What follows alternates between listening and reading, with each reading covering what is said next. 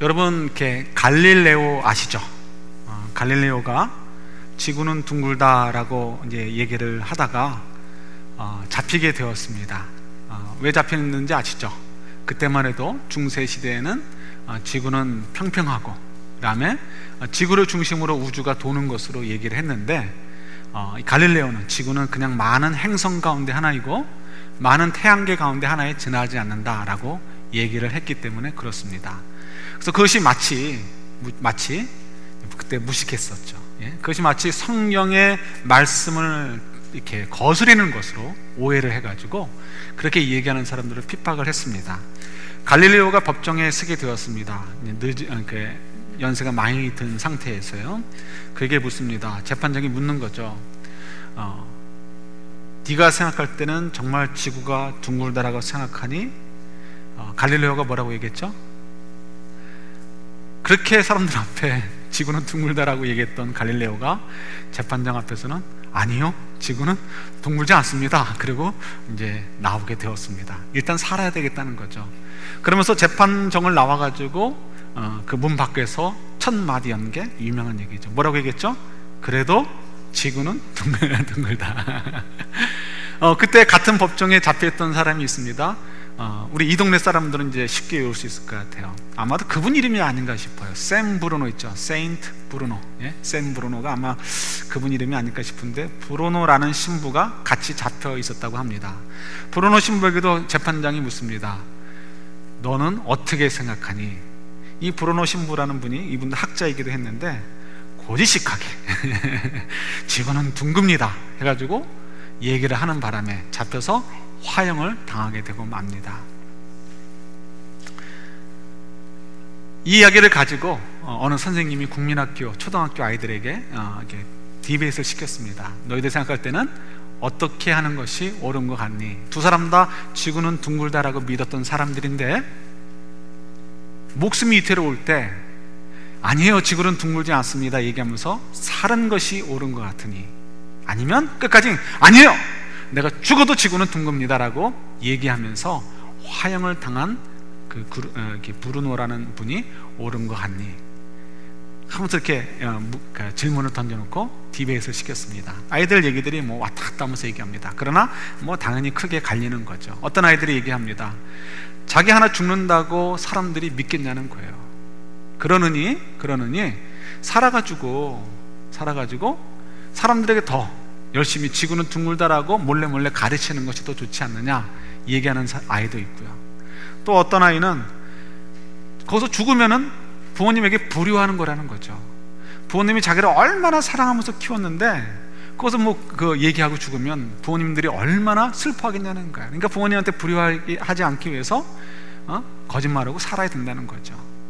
또 어떤 아이들은 브루노가 옳다는 거예요. 그 남자가 됐으면, 사나이가 한번 옳다라고 믿었으면 끝까지 우겨가지고 자존심을 꺾지 않고 얘기해가지고 죽을 때 죽더라도 똑바로 얘기되지 않느냐 이렇게 얘기를 하기도 합니다. 그래서 결론은 뭐 왔다 갔다 하다가 그냥 뭐 두 개로 그냥 갈려지는 거죠. 그 이제 재밌는 거는 그 효도를 해야 되기 때문에 살아야 된다는 아이가 결국 마음을 체인지했어요. 어떻게 체인지했냐면, 내가 생명을 연장해서 아빠 엄마의 눈에 눈물을 흘리지 않게 하는 것도 효도인 것 같은데, 내가 죽어가지고 유명해지면 아빠 엄마한테 더 효도하는 거 아니냐, 그러니까 죽는 거로 내가 마음 체인지하겠다 이렇게 이제 체인지했다는 거죠. 여러분, 어떤 게 옳은 것 같습니까? 여러분들은 어떤 길을 택하시겠습니까? 우리가 잘 몰라요? 어떤 경우는 브루노처럼 하는 것이 옳을 때도 있고요, 어떤 경우는 갈릴레오처럼 하는 것이 옳을 때도 있을 거예요. 뭐 믿는 사람들이 예컨대 거짓말 해야 돼요, 하지 않아야 돼요? 성경은 거짓말 하지 말라, 해라 이런 얘기에 대해서 얘기하지 않습니다. 거짓 증언하지 말라, 다른 사람에게 거짓말을 통해서 피해가 가지 않도록 하라라는 말씀은 있지만 거짓말 자체에 대한 얘기를 하지 않습니다. 예를 들어서 오히려 거짓말을 했을 때 하나님이 칭찬하시는 경우도 있어요. 거짓말 하도록 종용하시는 것처럼 보일 때도 있고요. 가장 대표적인 얘기가 누구예요? 라합이 누군가 도대체? 뭐 샴푸 이름인가? 라합이 누구예요? 기생. 여리고성의 유명한 기생이었잖아요. 좋은 말로 기생이고 나쁜 말로 뭐예요? 창녀예요, 창녀. 그 여리고성의 정탐꾼이, 이스라엘의 정탐꾼이 숨어 들어갔어요. 그 여인이 어떻게 하죠? 조국과 민족을 위해서 그 정탐꾼들을 고발했어야 돼요. 그런데 달랑 자기와 자기 식구들 살겠다고 어떻게 해요? 그들을 숨겨주고 거짓말하죠. 여기 없습니다, 없습니다. 그리고 도망가는 길을 가르쳐줘요. 놀라운 것은 하나님께서 그 라합을 붙잡아 놓고 너 다음부터는 거짓말하면 안 돼? 이렇게 한마디도 얘기하지 않으셔요. 오히려 어떻게 해요? 그를 축복하셔가지고 누구의 후손인 반대가 뭐죠? 조상이 되게 하죠? 예수님의 조상이 되게 하시는 거예요. 창녀 가운데. 그러니까 저희들이 볼 때 무엇이 우리가 지켜야 될 것이고 또 무엇이 우리가 좀 느슨하게 될지 좀 자유롭게 될지 구분하기가 참 어려워요. 근데 이거는 우리가 뭐 핑계거리 되고 상황 윤리를 만드는 어떤 그런 돌파구를, 그러니까 구멍으로 만들라는 의미가 아니고요, 그만큼 저희들이 하나님의 뜻을 잘 알아가는 것이 필요하다는 거예요. 최근에 칠레에서 갱도가 무너져가지고 30 몇 분이 지금 밑에서 갇혀있죠. 그래서 전 그 신문 타이틀을 보면서 이상하게 생각했어요. 대통령이 얘기를 하는데 그 이제 갱도에 갇혀있는 분들에게 우리 크리스마스는 같이 보내자 이렇게 얘기를 했다는 거예요. 저는 앞뒤 전후 사정 모르고요, 아니 빨리 꺼내놓지 뭐 크리스마스 때까지는 붙잡아 놓으려고 그러나 이해를 못해서 그랬더니 너무 깊이 들어가 있어가지고 꺼내는데 그만큼 시간이 오래 걸린다는 거죠. 근데 재밌는 것은 어느 한 분의 사진이 크게 떴어요. 얼마 전에 보니까, 혹시 보시는 분이 있는지 모르겠어요. 사고가 나가지고 사람들이 막 몰려오는 거죠. 가족들이 몰려왔는데 이분에게는 와이프도 있고 숨겨놓은 애인이 동시에 나타난 거예요. 그래서 서로 자기가 이 남자의 여인이다 이렇게 나왔다는 거죠. 그래서 그 신문 기사 쓴 분이, 기자가 이분이 나와야 되느냐 나오지 말아야 되느냐 네. 그분도 몰랐겠죠. 자기가 설마 갱도에 갇히는 바람에 들킬지 어떻게 알았겠어요. 저희가 믿음의 삶을 삽니다. 근데 많은 경우 저희들이 우리 마음을 지키지 못해요. 우리의 신념을 지키지 못해요. 정작 우리의 신앙을 지켜야 될 곳에서 우리도 모르게 이 신앙을 놓아버리게 돼요. 마치 양다리 걸치는 것처럼 되는 거죠. 우리 생각에는 그래도 나는 예수님 믿어서 구원의 확신이 있어 이렇게 생각할는지 모르지만, 누누이 말씀드리지만 저나 여러분들이나 유대인들이나 same예요. 그 수많은 유대인들 가운데 구원받은 사람이 얼마나 됐을까요? 소수에 지나지 않을 거라고 성경이 가르쳐 줍니다. 우리도 마찬가지예요. 그날이 오면 갱도에서 나왔을 때 두 여인 사이에서 곤란을 겪는 것 곱하기 몇 천 배, 몇만 배 되는 것보다 훨씬 심각한 상황을 저희들이 놓이게 되는 거예요. 주님 앞에 섰을 때, 그때는 주님이 물으시는 게 이렇게 묻자는 거예요. 너 나 택할래? 네가 그동안 그렇게 좋아했던 쾌락이나 물질이나 명예나 자존심 이런 거 택할래? 이렇게 묻지 않아요. 그때는 네가 양다리 거칠지 너는 내 나라에 들어올 수 없어 이렇게 하고 끝나버리는 거예요. 얼마나 심각한 문제예요? 그래서 저희들이 우리 마음을 잘 지키는 것이, 우리 신앙을 잘 지키는 것이 너무너무 소중합니다. 근데 여기서 마음을 지킨다는 것은 내 고집, 내가 한번 뱉어버린 거 내가 절대로 돌이키지 않아 이런 거 얘기하는 거 아니에요. 그건 정말 미련한 거예요. 미련한 거. 제가 오카는 목사님이 얼마 전에 돌아가셨잖아요. 좀 몇 번 얘기를 하려고 하는데 우연히 들은 얘기가 있어요. 지난번에 이동원 목사님 오셨을 때 같이 식사하면서 그런 얘기를 하시더라고요. 오카는 목사님이 한 60 몇 세쯤 됐을 때 이제 몇몇 목사님들이 모였을 때 이런 얘기를 했대요. 65세 되면 은퇴되지 않겠느냐 그랬더니 오카는 목사님이 그렇게 화를 내시더라는 거죠. 이제 65세가 얼마 안 남으신 상태니까. 근데 그렇게 펄펄하고 그냥 죽을 때까지 섬겨야 되는데 무슨 65세 은퇴하라는 거냐. 그래서 그냥 그렇게 화를 내시더라는 거예요. 그렇게 가까운 사이인데. 근데 이분이 좋은 게 뭐냐면 자기가 옳다라고 생각했던 것도 누군가가 다른 얘기를 하면은 그걸 고민하시는 거예요. 그럼 어떻게 해요? 내 마음에 있는 생각이 옳은가 다른 생각이 옳은가를 뒤집어 보는 거예요. 그리고는 어떻게 해요? 며칠 후에 전화를 했다는 거예요. 이동 목사님이 전화를 해가지고 이 목사, 내가 이 목사 얘기대로 65세 은퇴하는 게 옳은 것 같아 하면서 얘기를 했다는 거죠. 그러니까 우리 마음을 지킨다는 것은 내가 뭐 옳다라고 생각하는 건 끝까지 그냥 지킨다 이게 아니고요, 내 자존심을 걸고 그냥 지킨다 이게 아니고요, 정말 내 안에 거하시는 하나님 뜻에 맞춰서 하나님의 그 생각을 가지고 내 마음을 지킨다는 것을 얘기하는 거예요. 이게 참 어려워요. 어떻게 하면 우리 마음을 지킬 수 있을까? 이게 참 어렵습니다. 예를 들어볼까요? 오늘 본문 말씀을 좀 가지고 얘기를 해볼게요. 여러분, 우리가 성경을 보면 이제 나중에 여러분 주일성경 공부하시면 재미있는 것들이 많이 있으실 거예요. 특히 이제 생명의 빛, 풍요로운 빛이라는 거 보면은 성경의 전체의 흐름은 이게 굉장히 복잡하잖아요. 창세기부터 요한계시록이 연대별로 기록되지 않고 비슷한 내용을 또 리핏, 반복하는 것들이 있기 때문에 그냥 뭐 복잡한 것 같고 이게 무슨 말인가 그러는데, 풍요로운 빛을 공부하시면은 흐름을 탁 깨닫게 되십니다. 조금만 설명을 드리면 사무엘 상하, 열왕기 상하, 이 네 권은 사실은 한 책이나 마찬가지예요. 그래서 사무엘 때부터 시작해가지고 그 다음에 어떻게 다윗의 나라, 그러니까 이스라엘이 국가로 섰고 그 이스라엘이 어떻게 망했는가를 설명해 주는 것이 사무엘상부터 열왕기하까지 네 권의 책에 기록되어 있는 내용들이에요. 그런데 그 뒤에 나오는 역대상하가 또 있어요. 이 역대상하는 요 앞에 것들과 좀 달라요. 그래서 이 역대상하는 좀 나중에 후대에 기록된 거예요. 그러니까 포로기 이후에 포로로 끌려갔다가, 나라가 망해서 포로로 끌려갔다가 돌아온 다음에 기록된 거예요. 그때는 뭐가 필요하겠어요? 국가의 정체성. 우리가 좀 망했어도, 지금 가난해도 우리는 특별한 민족이, 어떤 민족의식을 고취하는 것이 필요하죠. 그래서 다윗 임금을 중심으로 기록되어 있는 것이, 그래서 민족의식, 또 어떤 선민의식을 고취하도록 기록해 놓은 것이, 그런 목적을 가지고 기록해 놓은 것이 역대상하예요. 그러니까 같은 역사설에도 좀 관점이 다릅니다. 이 사무엘상부터 열왕기하를 보시면 한마디로 쉬운 얘기가 한다면, 어떻게 해서 하나님께서 하나님 나라의 백성들을 부르셔서 한 국가를 이루셨는가.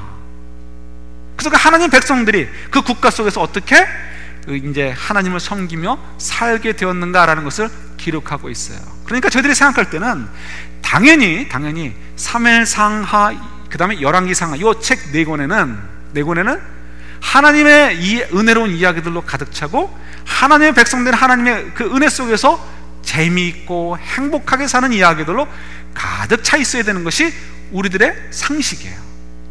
그런데 보세요, 오늘 그 네 번째 책인 역대기 하만, 그러니까 열왕기 하만 보더라도 시작이 어떻게 되죠? 넉절만 읽었지만 넉절 가운데 과연 하나님의 은혜와 그 은혜를 누리는 백성들의 아름다운 이야기가 기록되어 있습니까?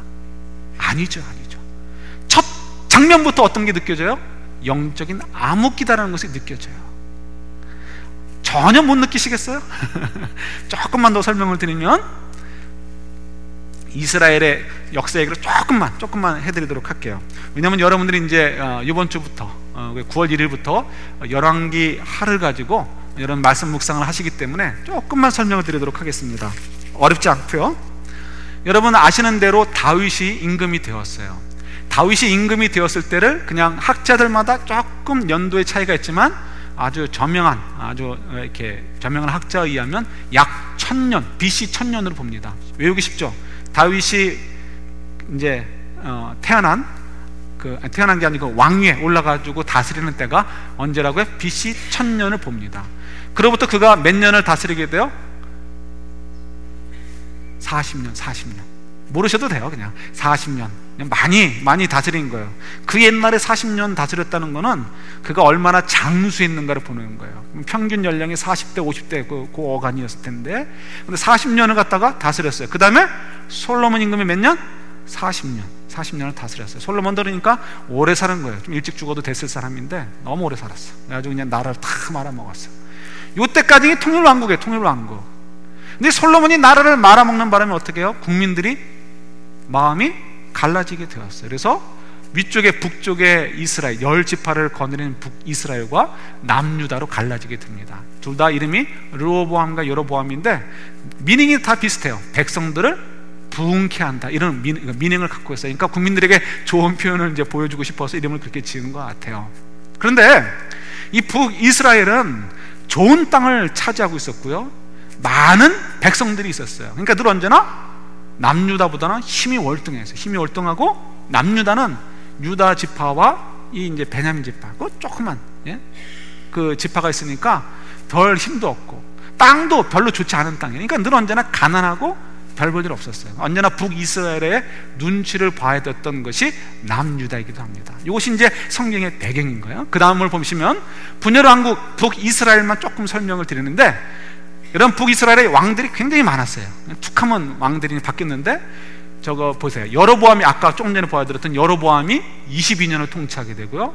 그 다음에 이제 바하사라는 임금이 한 24년 통치하고, 나머지 어떻게 2년. 시물이라는 장군은 며칠이요? 7일 천하. 예? 그 다음에 이제 오므리라는 임금, 그러니까 장군이 또 왕이 돼가지고 12년을 통치하게 되고, 그의 아들 아합이 임금이 돼서 22년을 통치하게 되고요. 그의 아들 아하시아가, 오늘 성경에 나오는 이름이에요. 아하시아 왕이 또 통치를 잠깐 하게 됩니다. 2년이라고 하는데 실제는 2년이 아니에요. 몇 개월 다스리다가 어떻게 됐어요? 옥상에 올라갔다 떨어져가지고 입원한 거예요. 집에 그냥 누워있는 거죠. 그 상태에서 빌빌빌 하다가 2년 채우고 그냥 죽은 거예요. 그러니까 실제로는 그가 다스린 것은 몇 개월 되지 않는 거죠.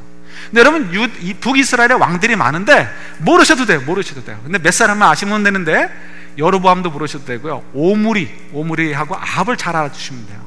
오므리하고 아합은, 특히 오므리는 성경에 몇 절 기록되어 있지 않아요. 그렇지만 오므리가 굉장히 정치를 잘했던 사람입니다. 그래서 오므리가 굉장히 유명해가지고요, 당시에 세계 최강국이 어디였죠? 아시리아에서는 북이스라엘이 존재하는 동안에 오므리 왕가가 얼마 후에 멸망하지만, 그럼에도 불구하고 북이스라엘 그러면 다윗의 왕가 이렇게 부르지 않고요, 오므리의 왕가 이렇게 부를 정도로 오므리가 유명했어요.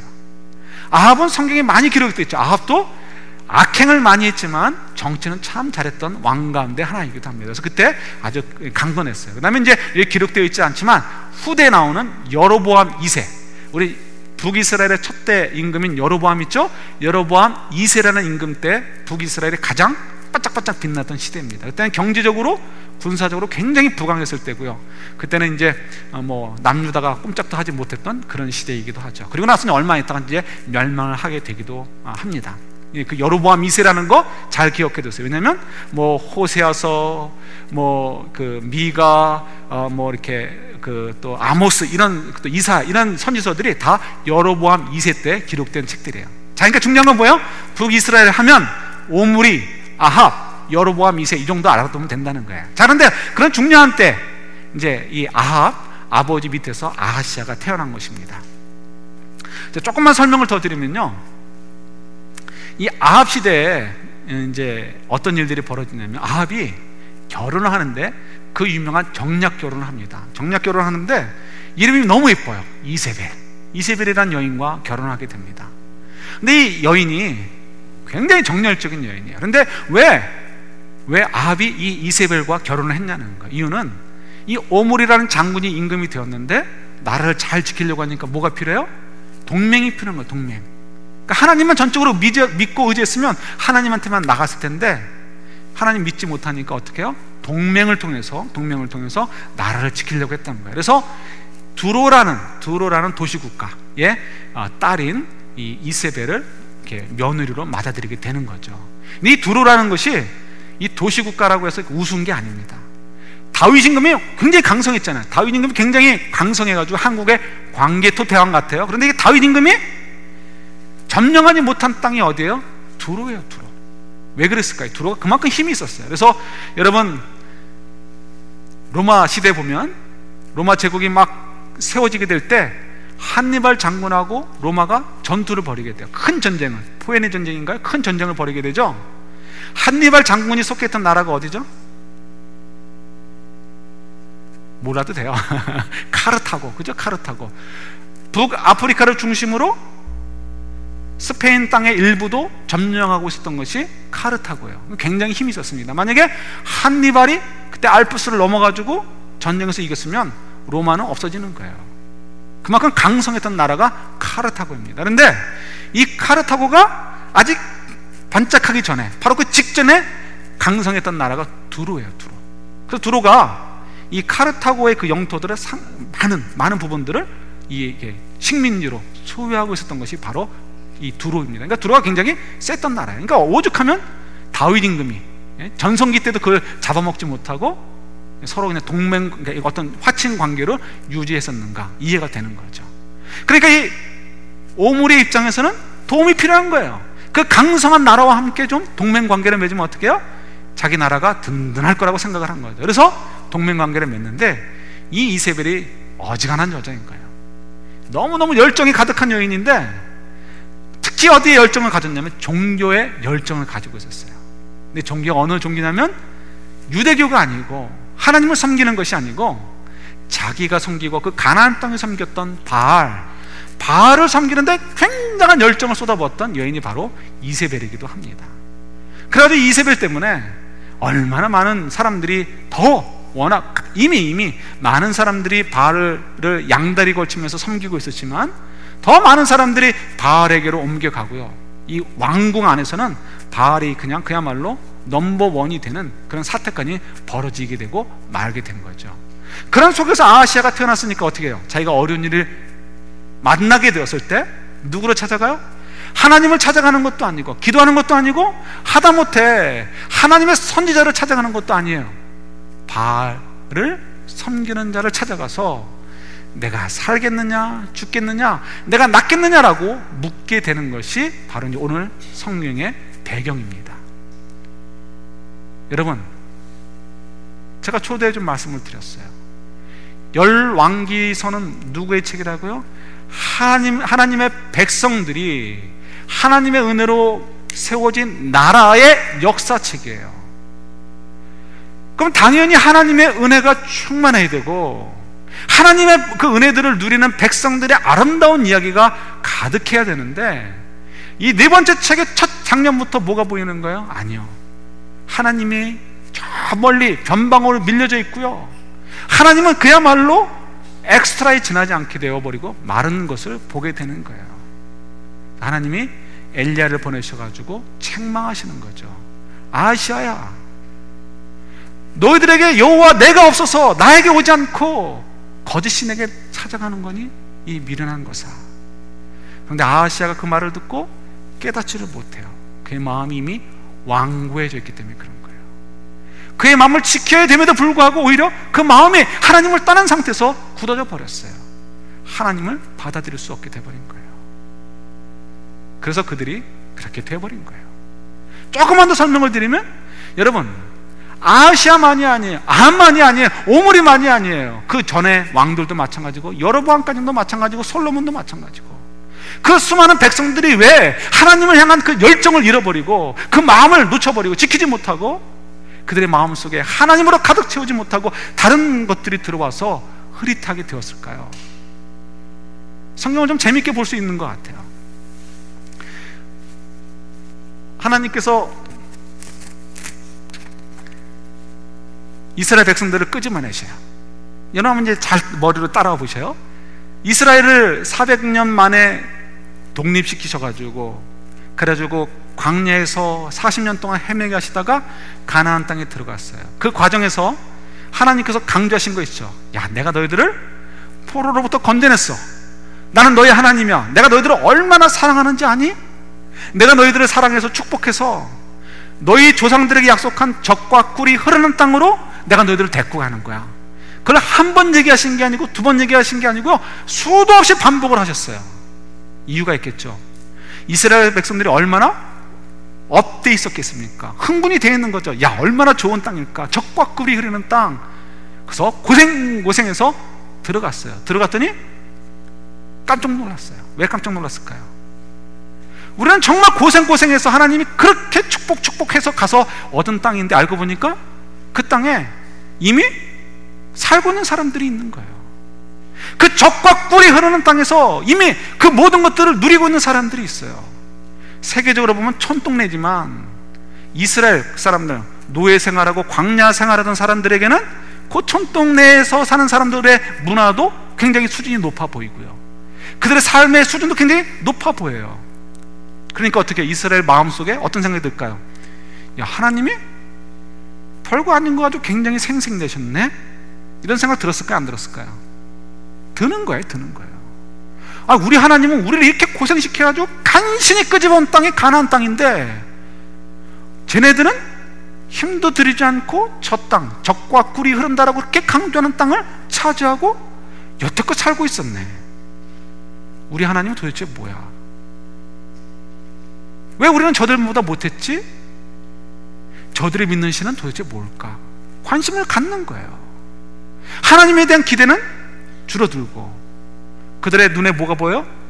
자기들보다 잘나 보이는 사람들이 보이고, 그리고 그들의 신이 그들의 눈에 보이게 되는 거예요. 그래서 이스라엘 사람들이 하나님이 그 축복이라고 하시는 것이 눈으로 보이는 그 땅덩어리가 아니고, 그 땅에 들어가서 해야 될 하나님의 그 사명과 하나님의 그 사명이 끝났을 때 주시는 그 축복이 진정한 축복이라는 것을 모르니까, 미련하게 깨닫지를 못하니까, 그 땅만 보게 되니까 그들이 어떻게 해요? 하나님을 마음에서 지키지 못하고 하나님을 조금씩 밀어내고, 누가 들어오는 거예요?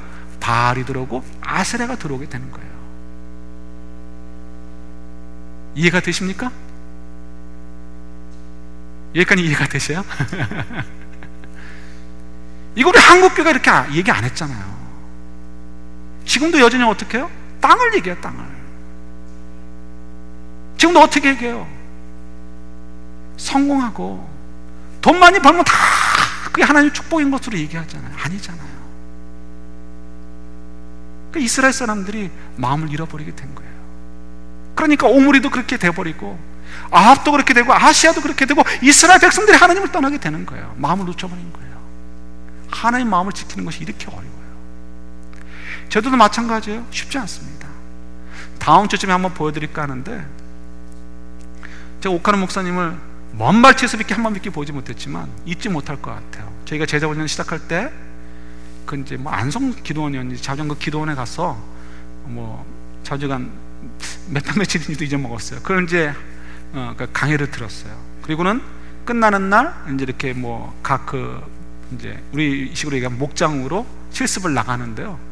그 노구에 뭐 폐렴 있고 그 폐암 때문에 찬 공기를 쓰지 못하는 분이 검은색 그 롱 코트를 입고서요, 수건으로 입을 가리고 나와가지고 힘든 거죠. 그러면서도 그 관광버스 뭐 몇십 대 타고서 이제 가는데, 그 관광버스에 타는 목회자들 보면서 이제 막 손을 흔들어주는 모습, 제가 평생 잊지 못할 것 같아요. 제가 일부러 좀 기억하려고 합니다. 그야말로 복음을 그 사랑하는 마음이 있는 거죠. 근데 그분이 몇 년 전에 우리 그 평년 100주년 기념 행사를 할 때 상암 월드컵 그 경기장에서 사람들이 가득 찼을 때 설교를 하셨어요. 그때 제 기억에 많은 사람들이 얘기할 때 성령을 부어주옵소서, 성령을 부어주옵소서라고 얘기를 했어요. 근데 그분의 설교는 그렇지 않았습니다. 좀 달랐어요. 그분의 설교는 뭐였냐면 자기는 죄인이라는 거예요. 설교할 수 없는 사람, 그 죄인인데 하나님이 몰아가지고 설교하게 하셨다는 거예요. 그럼 사실 얘기가 한국교회가 입만 살았다는 거예요. 입만 살아있고 실제로는 마음은 하나님이 떠나버렸다는 거예요. 여러분, 이것이 소수의 이야기입니까? 아니면 이것이 현실입니까? 그게 맞아요. 저는 제가 볼 때 옥하는 목사님은 우리 한민족이 주셨던 선지자라고 생각을 해요. 예, 왜 우리가 그렇게 되었어요? 왜 그렇게 되었어요? 이유는 우리 마음을 잘 지키지 못했기 때문에 그래요. 우리가 이스라엘 사람들처럼 미련하게 자꾸 땅을 보려고 하다 보니까 하나님의 마음이 우리 속에서 사라져버리고, 이스라엘 백성들처럼 바알이 들어오고 물질 만능주의가 들어오고 다른 것들이 들어와가지고 우리 마음을 흔들어 놔요. 그래서 우리도 힘들어졌어요. 뭐가 힘들어요?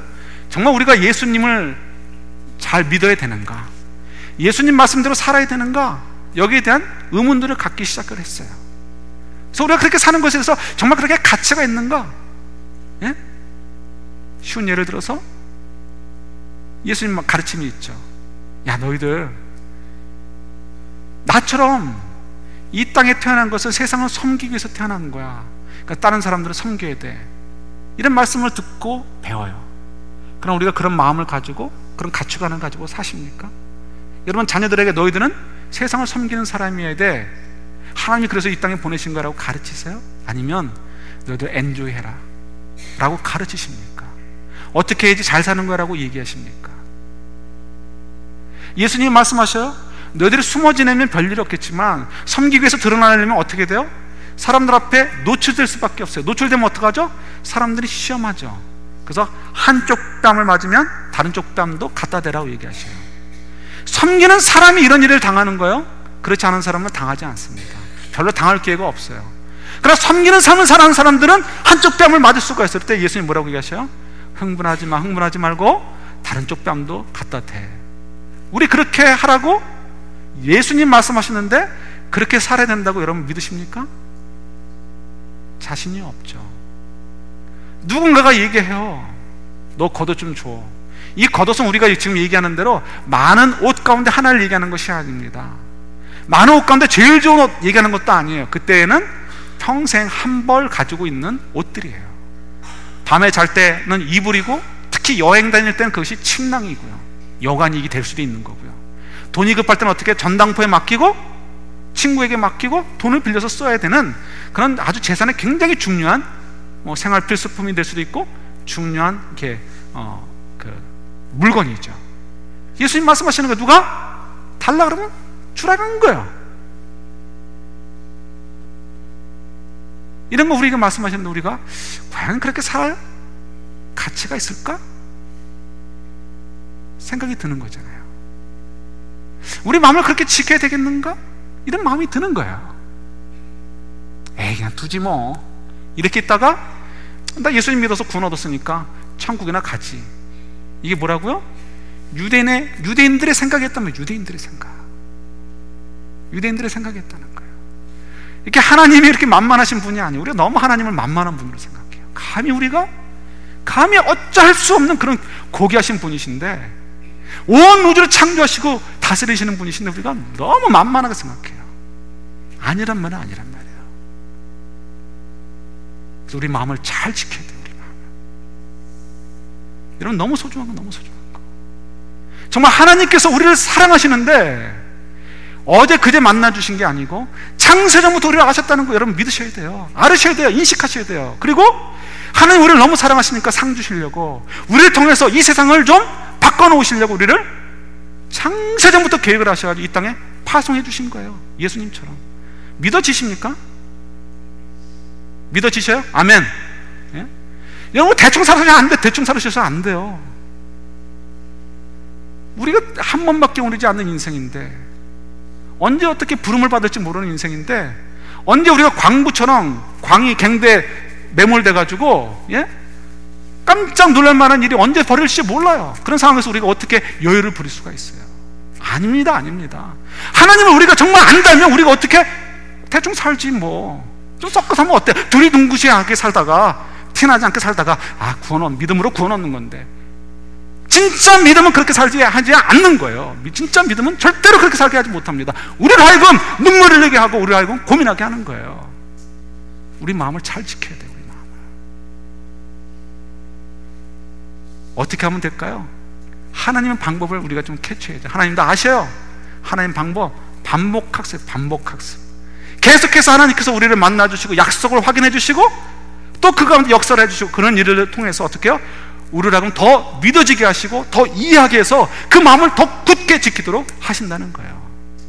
그래서 우리가 이 반복에 대한 관심을 좀 가지셔야 돼요. 예를 들어 볼게요. 2주 전에 우연찮게 아브라함과 소돔 이야기를 했는데 그 얘기를 좀만 좀 해드릴게요. 아브라함이 하나님의 부르심을 받은 다음에 저절로 믿음의 조상이 되지 않았습니다. 그가 믿음의 조상이 되기 위해서는 어떻게 해요? 평생이 걸렸어요. 평생이 걸렸어요. 조금만 얘기를 해볼게요. 여러분, 소돔이 아브라함의 인생에서 중요한 어떤 이렇게 요소로 등장을 합니다. 소돔을 중심으로 가지고 좀 얘기를 해볼게요. 지지난주에도 말씀드렸듯이 소돔이 죄가 관영해가지고 하나님이 멸망시켰다 그랬어요. 생각해보세요, 여러분. 소돔이 정말, 고모라가 정말 세상의 다른 어느 지역보다 더 악이 만연했을까요? 그래서 굳이 하나님께서 그 세상의 많은 나라와 민족 가운데, 도시 가운데 굳이 소돔과 고모라만 불로 심판을 했어야 됐을까요? 저는 절대 아니라고 생각합니다. 넌센스. 그건 말이 안 돼요. 소돔과 고모라 못지않게 중국도 죄악 가운데 관영했고요. 백제, 고구려도 마찬가지고요. 아시리아도 마찬가지고, 그 밖에 다른 그 지역에 있던 팔레스타인 지역에 있던 다른 가나안 도시 국가들도, 심지어는 그 두로도 죄가 관영했은 것은 틀림이 없어요. 그런데 왜 굳이 소돔을 가지고 하나님이 그 일을 하셨을까요? 역사의 주인공은 누구죠? 그때 당시 역사의 주인공이 누구예요? 그때 당시 최애 강국인 애굽의 바로였을까요? 아니면 아시리아의 황제였을까요? 아니면 구바벨론의 황제였을까요? 아니면 로마 쪽의 어떤 황제였을까요? 중국의 황제였을까요? 아니, 누가 역사의 주인공이죠? 그때 당시에는 아브라함이 역사의 주인공이에요. 아브라함이 역사의 주인공이에요. 나머지는 뭐예요? 다 엑스트라. 소모품이에요. 소모품. 소돔. 그가 이 역사의 주인공으로 등장하는 것처럼 보이는 것은 아브라함의 눈에 지금 보이는 존재이기 때문에 드러나는 것 뿐이지 소돔과 고모라 아무것도 아닌 거예요. 얘기를 좀 풀어갈게요. 아브라함이 재산이 좀 늘었어요. 조금 늘었어요. 그래가지고 조카 롯과 더불어 어떻게 함께 있을 수 없게 되었어요. 서로 그 종들끼리 싸우는 거예요. 서로 우리 양을 먼저 먹이겠다. 그러니까 안 되겠다 싶어서 흩어지게 되죠. 아브라함이 그래도 자존심이 있는지 롯에게 사랑하는 마음 때문에 네가 먼저 택해. 동쪽을 보니까 이건 좋은 땅이에요. 소돔과 고모라가 있는 땅이죠. 도시가 있다는 건 뭐예요? 강이 있고 물이 있고 초지가 있다는 거죠. 그래서 그 땅을 그러니까 선택해서 갑니다. 그 후에 그러니까 하나님께서 나타나시는 거예요. 왜 나타나셨을까요? 아브라함이 마음이 흔들리는 거예요. 야, 저 좋은 땅 내가 갔어야 되는데, 저 좋은 땅 줬으니 나 어떻게 될까? 이런 걱정이 있는 거예요. 그때 하나님 나타나서 말씀하시는 거죠. 아브라함아 걱정하지 마. 내가 너한테 뭐라고 약속했니? 내가 너에게 동서남북을 둘러봐. 이 땅 너와 내 후손에게 다 준다고 했잖아. 또 어떻게 해요? 약속을 반복해 주시는 거예요. 아브라함이 흔들릴만 할 때 마음을 지키도록 하시기 위해서 어떻게 해요? 그에게 또 반복해 주시는 거예요. 그 다음에 또 여리고를 중심으로, 여리고가 그렇게 잘 사는 것처럼 보여요. 그런데 여리고가 어떻게 해요? 적들과 싸움에서 이게 전쟁에서 패해가지고 다 포로로 끌려가게 되었습니다. 그때 어떻게 해요? 아브라함이 가가지고 롯을 구해오게 됩니다. 무서웠어요. 또 그때 하나님 또 나타나신 거죠. 말씀하시는 거예요. 아브라함아 그 손을 붙잡고 밖으로 나오셔가지고 밤하늘의 별들을 보여주며 얘기하시는 거예요. 얘야, 밤하늘의 별들을 봐. 내 자손들이 이렇게 될 거라고 내가 약속하지 않았니? 두려워하지 마. 내 마음을 잘 지켜. 또 어떻게 해요? 또 반복해서 그 약속을 확인해 주시는 거예요. 그걸 통해서 어떻게 해요? 아브라함은 점점 더 하나님을 이해하게 되어지고 더 믿어지게 되어지고 그 약속을 더 붙잡게 되고 자기 마음을 더 지킬 수 있게 되는 거예요. 왜 하나님께서 여리고를 그때 전쟁에서 지게 하셨을까요? 저는 우연이라고 생각하지 않습니다. 아브라함의 눈에 볼 때는 거기가 눈에 자꾸 보이는 거예요. 저기 좋은 땅인데 나도 절로 이사 갈까? 이런 생각이 들 때 하나님께서 어떻게 해요? 너 저기다 마음 두지 마. 저거 아무것도 아니야. 내가 한번 쓸어버리면 아무것도 아니야. 이거 보여주시는 거죠. 그 다음에 아브라함이 더 시험이 들지 않았을까 하는 이제 상상이 되어지는 건데요. 창세기 18장과 19장에 보면 1절들마다 제가 여러 번 말씀드렸듯이 마치 그림이 한 장씩 있는 것 같아요. 첫 번째 그림은 아브라함이 노년에 늙어가지고 무더운 여름날, 무더운 날 그 천막 그늘에 앉아 있는 거예요. 왜 앉아 있었겠어요? 나는 이제 주인이니까 일 안 해도 돼. 이게 아니고 나가서 일할 만한 나이가 안 되는 거예요. 이제 늙어가지고 힘이 빠져 있는 거니까 뭐예요? 텐트만 지키고 있는 거예요. 반대로 19장 1절을 보면 조카 롯은 어떻게 됐죠? 아예 다 정리해가지고 소돔 땅에 들어갔어요. 그리고는 성문 앞에 장사를 시작했어요. 그 얘기는 뭐라고요? 샌프란시스코로 얘기하면 유니온 스퀘어 외에 제일 비싼 땅에 가게를 오픈한 거예요. 그러니까 저기만 해도 뭐 수백만 달러가 들어가겠죠. 그러니까 자기 재산 다 팔아가지고 정리해가지고 그 땅을 차지하고 들어간 거예요. 아브라함 마음에 어떤 생각이 들었을까요? 야, 내가 이렇게 그냥 목자로 살다가 죽는 거가 옳은 일일까? 나도 좀 재산을 정리해가지고 저 좀 살만한 땅에 들어가지고 조금 에어컨도 나오고 좋은 차도 좀 타고 좀 편안하게 살면 안 될까? 이런 생각이 들지 않았겠어요? 아마 들었을 것 같아요. 그러니까 하나님은 어떻게 그때는 또 확인해 주시는 거예요. 하나님 찾아오셔서 얘기하십니다. 그들을 심판하시겠다는. 그럼 어떻게 해요? 소돔과 고모라를 쓸어버리시는 거예요. 쓸어버리시는 거.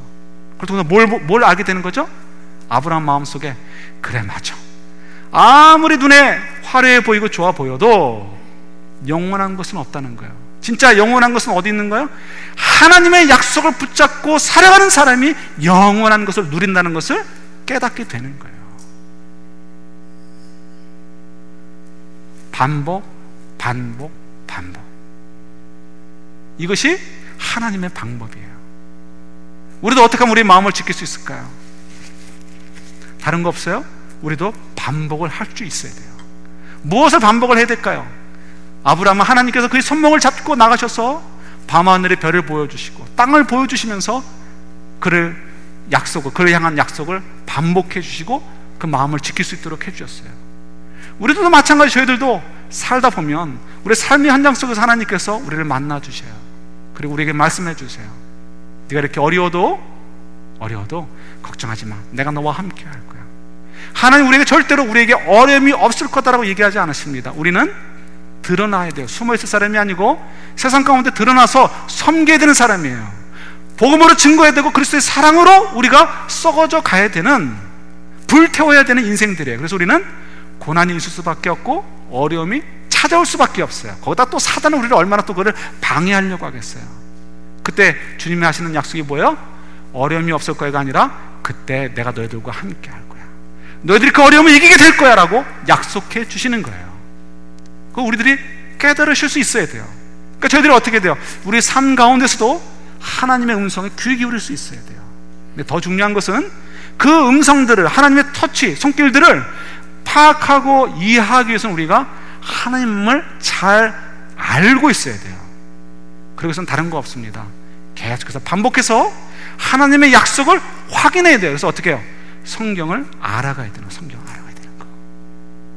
저도 성경 공부를 가르치면서 얼마나 은혜를 많이 받는지 몰라요. 그때마다 더 알아져가고 더 알아져가요. 우리가 왜 주일 성경 공부 시작합니까? 많은 분들이 하재요. 좋았어요. 그래도 좀 걱정이 돼서 잘 될까 안 될까. 그러나 하는 것이 합당해요. 힘들어도. 왜요? 우리가 하나님을 알아가지 않으면서 어떻게 우리의 마음을 지킬 수 있겠어요? 우리가 하나님의 약속을 계속해서 반복해서 확인하고 우리 마음속에 풍성하게 이해되어져서 그래서 우리 마음이 든든하게 서지 않는 한 우리가 어떻게 이 마음을 지키면서 살 수 있겠어요? 우리가 입만 살아가지고 그럴싸하게 보일지 모르지만 실제로는 다 죽어있는 유대인들처럼 우리가 그렇게 살다가 끝나버릴 수가 있는 거예요. 제가 나눠드린 거 저거 있죠? 주일 성경 공부 안내서 보세요. 한번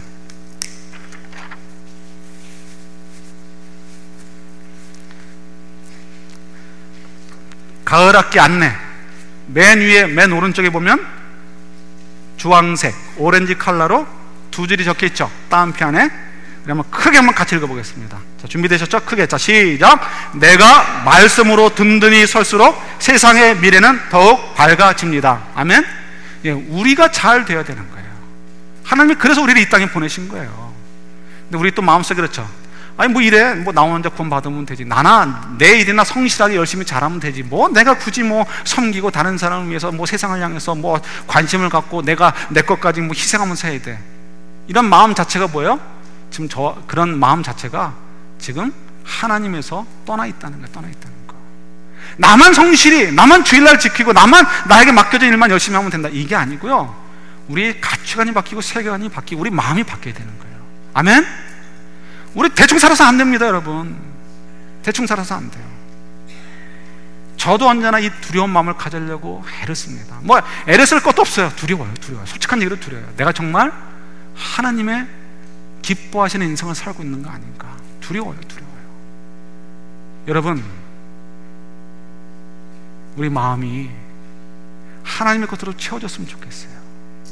이 마음을 잘 지켜서 우리가 도중에 포기하거나 곁길로 가지 않고요, 이 마음을 잘 지켜서 하나님이 정말 기뻐하시는 그런 인생 살 수 있기를 정말 저희들이 소원합니다. 그리고 해서 여러분, 주일 성경 공부든 큐티 모임이든 제자 훈련이든 여러분 힘 닿는 대로 열심히 최선을 다하세요. 그것이 나에게 충실한 결정이고요, 그것이 정말 하나님께서 우리를 이 땅에 보내신 대로 세상이 소망이 되어줄 수 있는 유일한 길인 것을 여러분 깨달으시고 저 여러분들 그 길을 갈 수 있기를 주님의 이름으로 축원합니다. 기도하겠습니다.